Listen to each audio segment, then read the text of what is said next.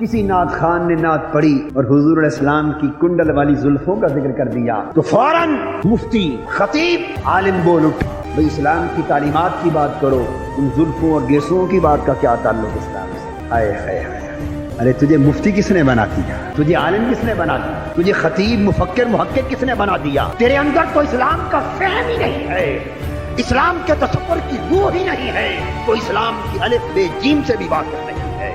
انہی کنڈلوں میں تو سب کچھ ہے، ہائے ہائے، انہی زلفوں میں، کنڈلوں میں تو سب کچھ ہے۔ جو ان کنڈل کے اسیر ہو گئے وہی ابو بکر صدیق ہو گئے، جو ان گیسوں کے اسیر ہو گئے وہی فاروق ہو گئے، ارے جو اس چہرے کا اسیر ہو گیا وہی عثمان ہو گیا، جو اس سراپے کا اسیر ہو گیا وہی علی شیر خدا ہو گیا۔ جس کو اس چہرے کی محبت نصیب ہو گئی وہی مسلمان ہے، ورنہ اس محبت کے بغیر ان زلفوں اور چہروں کو ابو جہل بھی دیکھتا تھا، مگر اس نے غیر بن کے دیکھا تھا، ابو بکر و عمر نے مجنو بن کے دیکھا تھا۔